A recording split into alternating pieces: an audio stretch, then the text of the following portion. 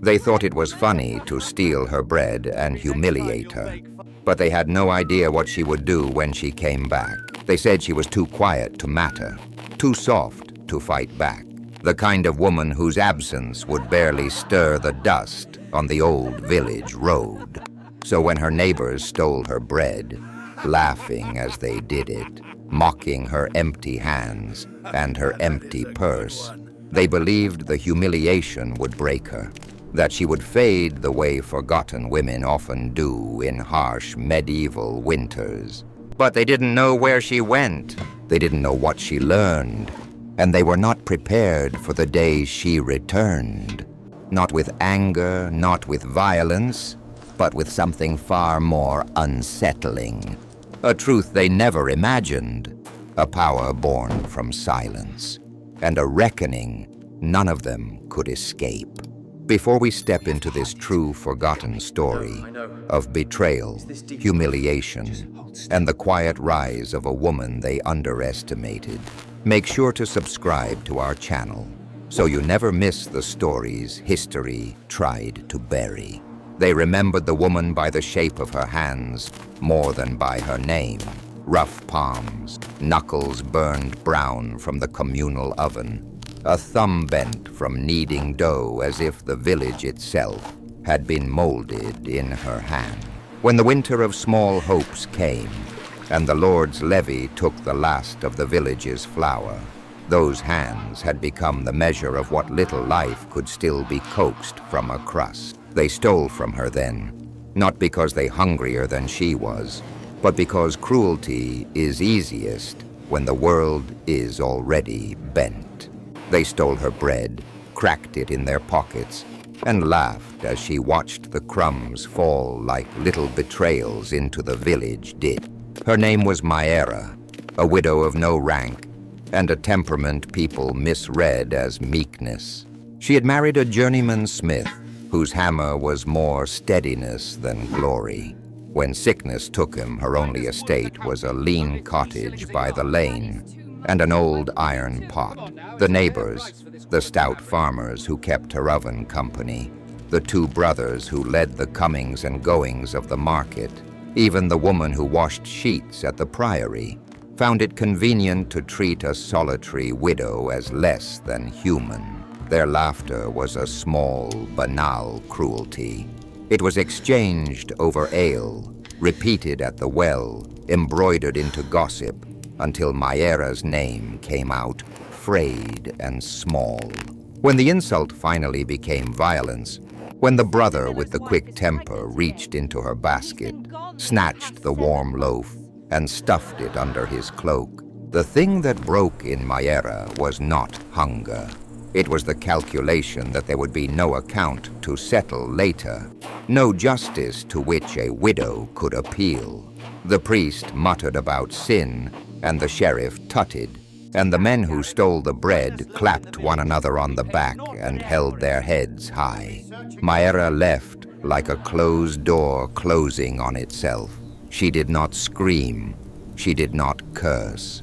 She walked away with the old iron pot and the bent thumb, and vanished from the daily route of the village as if she had simply stepped off the map.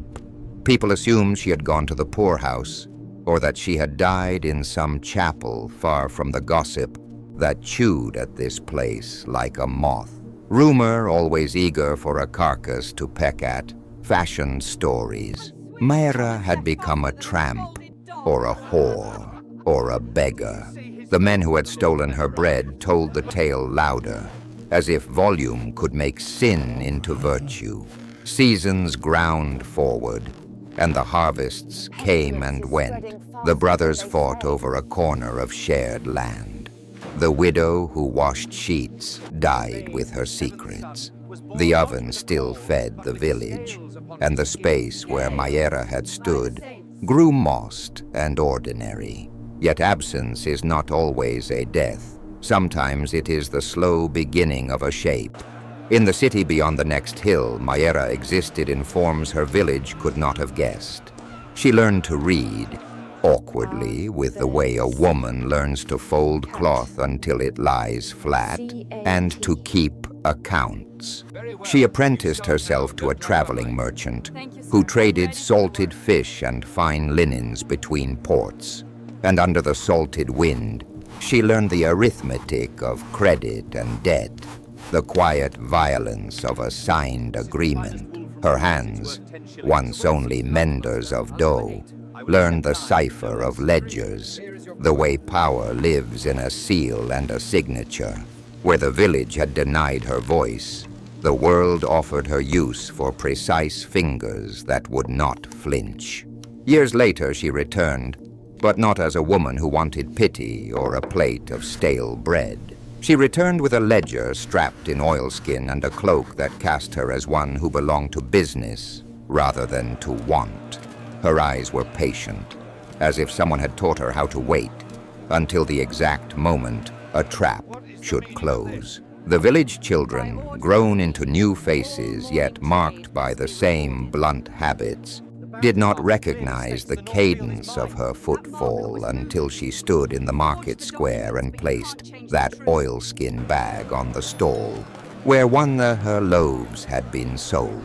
The brothers who had stolen the bread were there, their bellies filled with the fortunes of small thefts that add up across seasons. The woman who washed the sheets, now older, cheeks thinner, bent the ear of a priest who liked to count favors as though they were coin. What Mayra declared that morning was a public account. She spoke, and the sound of her voice carried like a bell, not shrill, but inevitable. She had with her a writ from the county clerk, a small parchment stamped with the count's seal that declared the assignment of tax collection and management of neglected tenancies in the surrounding hamlets. For reasons the village would puzzle over for months, the count had authorized a new steward to reorganize debts and register properties. A strange choice, perhaps, except that Mayra presented letters proving sums owed by families who had never paid in full, small, unremarked arrears that in the aggregate forged a mountain of obligation. The market grew still. Faces paled. The brothers whose hands had once clapped together now clenched a little, as if preparing to receive a blow. Mayra unfolded the ledger and, with a voice that refused the old softness, began to read names and amounts. It was in the reading that the first betrayal turned. The quiet accountancy of years revealed that those men, the men who had stolen a loaf as if theft were an instrument of sport, had in truth stolen more than a crust. They had taken measures of exemption, omitted tithes, signed false receipts. The little theft, the bread, was a part of a larger arithmetic of theft they had allowed themselves. No one anticipated the last thing Mayra produced, a single folded letter, creased and sealed, pressed into the palm of the market priest as if an offering. When the seal broke and the script spilled out, a hush fell like a curtain. The line at the bottom bore a name the villagers knew with a different kind of intimacy. The name of the elder brother, the laughing one, appended beneath an oath to repay a debt he had sworn to the count years before. The twist was not merely that Mayra had returned with power. The twist, the village would learn in the next breath, was that she had amassed allies who did not wear the faces of peasants. And when those allies stirred all beyond the hill, when the distant bellow of a horn rose like an approaching tide, one neighbor, the elder brother, looked suddenly as if he were watching his own shadow move toward him with intent. When she returned, the lane smelled of peat smoke and brittle leaves, and the laughter that once followed her felt like a distant wolf. They had kept a story of her misfortune as a village comfort, a tale told over ale to explain who could be trusted with crumbs. She walked with a cloak whose hems had seen city stone. She carried neither sword nor vow, only a folded writ stamped with a mark most villagers did not recognize. The paper named her custodian of the mill, authorized to inspect stores and inspect accounts. It was a scrap of authority, but the kind that could split a man's future open. They expected spectacle. Instead, she presented the writ like a tool, small, unbreakable. The men who had stolen from her smirked. Certain mockery would save them. She began what she came to do the way a surgeon begins an incision, quietly, by candlelight. She read ledgers, traced entries, counted sacks. What she found was simple and terrible. The hoarded grain was not stored by the desperate for winter, but kept back to sell when the price rose. The theft that had once seemed a petty cruelty revealed itself as calculated profit. Turning law against a village you once belonged to is a particular cruelty, and she used it with the precision only someone schooled in the world's paperwork could wield. Those who had taken out of hunger were spared. She reopened the communal oven, suspended fines, and assigned shares from the mill to families at no charge. The men who had stolen to sell were stripped of privileges. Their wheat was requisitioned and sold at market, the proceeds used to feed the poor. She wrote the changes into a ledger and left the mill's doors open for all to see.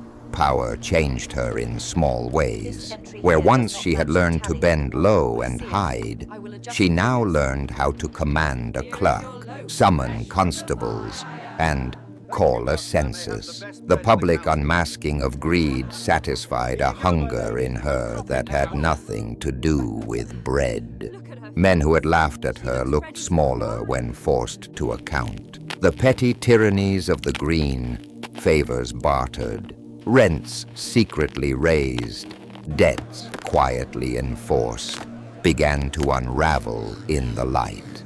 Yet the most unsettling part of her justice was psychological. In the market, she asked the proud to recall the last time they had been hungry. The ritual did something sharper than iron. It took away stories and left only facts.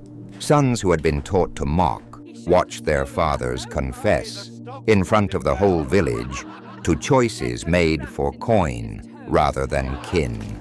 The humiliation did not break every man, but it remade what remained of the village's conscience. Then came the twist no one had expected. A breathless messenger pushed through the gathered crowd with one sentence. The writ she had shown, the seal she claimed. It was not the sheriff's. The mark was borrowed. The notary had been paid. She had made herself custodian. Some in the square cried treason. Others, with hungry faces, called her savior. The market split into fury and gratitude, and she stood very still as the crowd's pulse thudded around her. Had she been accused under the law, she could have been ruined. Impersonation was a clear offense. Instead, she did something purer and crueler at once. She left the ledger open by the millstone, the oven burning, the names of those in need recorded, and the grain divided. She walked through the lane as she had entered, leaving behind a system she had forged out of necessity. The men who had hoarded now faced the community's gaze. The poor had bread. At the edge of the green, she set the counterfeit seal on a post and crushed it with her heel, as if to show the world that the means had been invented and discarded. The sound was small, its meaning enormous. She did not ask for forgiveness, nor did she exult in triumph. She had bent rules to repair a winter, and in doing so had made herself both judge and outlaw. The lesson is blunt. When institutions rot, People will make instruments to fill the void, sometimes to save, sometimes to harm. Justice fashioned outside the law can feed the hungry, but it risks becoming vengeance. Charity without justice lets greed continue. Justice without mercy makes us what we once opposed. If this story struck you, subscribe to our channel for more true, hard tales from history. And remember, history remembers both those who bend the rules and those who must answer for it.